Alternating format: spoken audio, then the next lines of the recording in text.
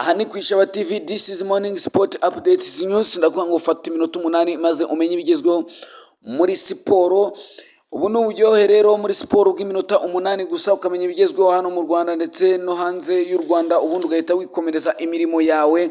Waza kubona umwanya ukaza kubyumva ku buryo burambuye, ariko hano ho tuba twabihinye twabishize mu ncamake. Kwishaba TV turazamuka tuvuga ku ikipe ya Rayon Sport. Ese munsi w'ejo byayigendekeye ute? Umukino yari ifite ku munsi wa kabiri wari umukino w'ikirarane wa shampiyona, irakina na Police FC. Turavuga ku biciro byo ku mukino w'ikipe y'igihugu Amavubi aho izaba yakira ikipe ya Benin byashyizwe hanze. Turaza kuzamuka tuvuga kandi ko ikipe ya Musanze yabashije kugaragaza imyambaro itatu izakoresha, yayimuritse rero. Ni ibintu byari byiza cyane, byari ibirori byiza. Turaza kuvuga ku bakinnyi ikipe y'igihugu Amavubi yahamagaye, tuze no kuvuga ukuntu abo bakinnyi aho bakina hanze y'igihugu cy'u Rwanda amakipe bakinamo yitwaye mu mpera za kiriya cyumweru. Waduhereza subscribe ntacyo byaba bitwaye, urabizi gutanga n'ibikenesha ahubwo bihesha umugisha. Nukuri duhereze like yawe irakenewe kugira ngo tubone ko iki kiganiro wagikunze. This is sport updates news. Reka tuzamuke n'ikipe ya Rayon Sport. Umunsi w'ejo ikipe ya Rayon Sport yari ifitanye umukino n'ikipe ya Polisi. N'umukino ikipe ya Rayon Sport yari yakaniye cyane, n'umukino hamanje kuvugwa ibintu byinshi cyane.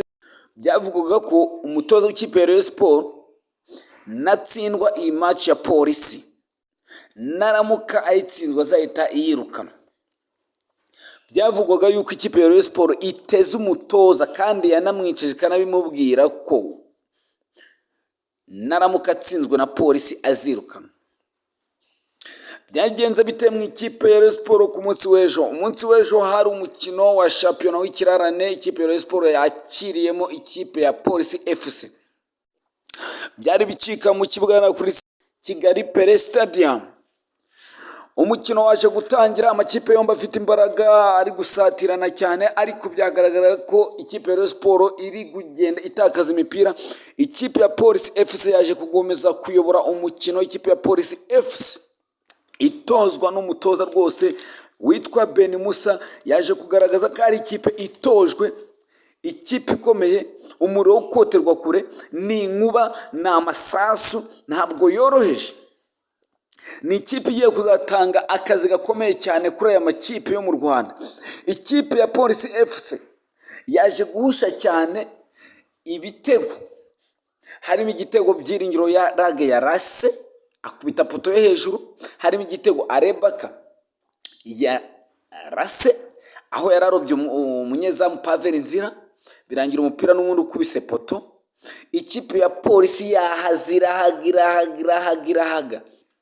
birangira ibonye igitego, ari nacyo kimwe cyaje kuyobora uyu mukino. Ikipe ya Rayon Sport nta bintu bikaze cyane yagaragaje mu kibuga, uretse amashoti nk'atatu cyangwa ane yaje kuba yatera. Byagaragaye ko ikipe ya Rayon Sport yarushijwe cyane n'ikipe ya Polisi. Umukino waje kurangira rero ikipe ya Polisi itsinze ikipe ya Rayon Sport igitego 1-0. Ibi byahise bituma Rayon Sport igeza imikino 3 yikurikiranye itaratsinda. Murabizi imikino 2 yaje kuyitsindwa n'ikipe ya Singida Black Star muri Confederation Cup, iza gukurikizaho uyu mukino wa Polisi. Birangira nabwo Polisi yayigaritse rwose ku karubanda. Wari umukino wari witezweho byinshi, ariko abareyo bababaye pe, abareyo barababaye. Ese biraza kugenda bite?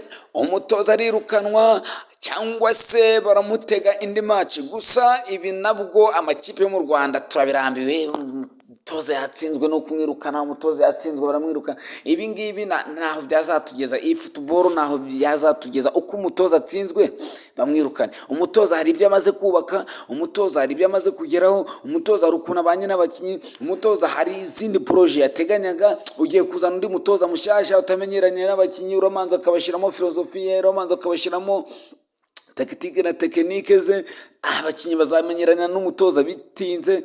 Urabona ko atari ibintu byiza cyane bishobora gusubiza ikipe inyuma. No kuvuga ngo rero nibyo byari biri kuvugwa muri Rayon Sport. Musanze FC yaje kumurika imyambaro yayo izakoresha, aho yamuritse imyambaro itatu. Ni ukuvuga ngo Musanze igihe yasohotse irajya yambara umwambaro wiganjemo umutuku, mu gihe kandi nanone yakiriye irajya yambara umwambaro wiganjemo umweru. Imyambaro yombi icyo ihuriyeho ni uko imbere mu gatuza harimo ingagi ndetse n'ibirunga, rwose bigaragaza ibyiza nyaburanga biri hariya mu karere ka Musanze. Kandi ikindi imbere hariho umuterankunga wa Musanze. Hanyuma reka dukomeze no mu ikipe y'igihugu Amavubi, aho yaje kugaragaza cyangwa se gushyira hanze ibiciro.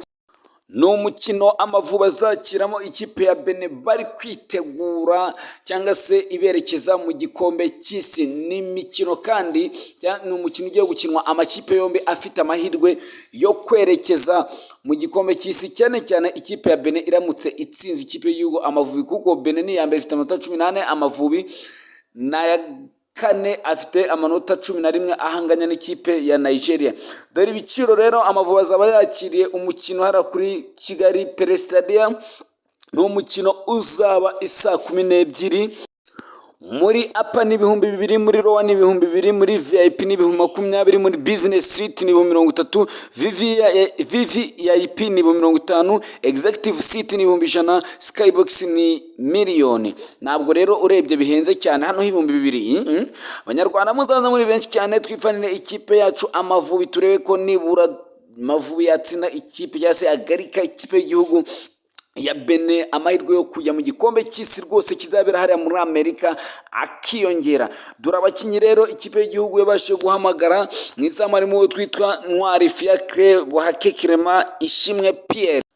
Muri defense hari Mutsinzi Ange, hari Manzi Thierry, Kavita Fanuel, hakaza Byiringiro Jean Gilbert, Niyomugabo Claude, Nkurikiyimana, hakaza witwa Nshimiyimana Emmanuel, hakaza witwa Nshimiyimana Yunus. Midfielder harimo Bizimana Jihad, Mugisha Bonheur, Muhire Kevin, Ruboneka Jean Bosco, Hamon Enzo, Ishimwe Aniseti. Hanyuma mu bazatsinda izamu hari Mugisha Gilbert, Kwizera Georgia, Nshuti Innocent, Binamahire Abedi Gitego, hakaza n'uwitwa Joy Lange Michael. Uyu nguyu akaba ari mushasha mu ikipe y'igihugu Amavubi, ariko ngo ni wing machicari, ngo aratsinda cyane, aratsinda baguruka. Mu gihe abakinnyi kandi bahamagawe, dore uko mu cyumweru cyashize bitwaye. Ikipe ikinamo Ishimwe Saleh yabashije kuba yatsindwa. Ikipe ikinamo Muhire Kevin nabwo yatsinzwe 1-0, ni muri Sudani y'Epfo. Ikipe ikinamo Mugisha Bonheur yatsinzwe ibitego 2-3 mu Misiri. Ikipe ikinwamo Ishimwe Aniseti nabwo yabasha gutsindwa igitego 1-0 muri Tunisia. Ikipe ikinwamo Nshuti Innocent yatsinzwe ibitego 2-1 ni muri Tunisia, ariko iki gitego 1 rukumbi cyatsinzwe na Nshuti Innocent. Ikipe ikinamo igitego yabashe kunganya 1-1 ni muri Maroc. Ikipe ikinamo Manzi Thierry ndetse na Bizimana Jihad yo yitwaye neza, itsinda igitego 1-0 ni muri Libya. Ikipe ikinwamo Hakimu Sahabu yabashe gutsindwa igitego 1-2. Samuel Gret ikipe yiwe iza kunganya 1-1. Hanyuma Mutsinzi Ange ikipe yiwe nabwo iranganya 1-1. Kwizera Georgia ikipe yiwe inganya 2-2. Kavita Fanuel ikipe yiwe inganya 0-0 hariya muri Amerika. Giye kandi abakinnyi bo uko nabakubwiraga, benshi muri bo babanje mu kibuga ndetse bakina iminota 90, ariko abandi nabwo barasimbuye kandi babona iminota ihagije yo gukina.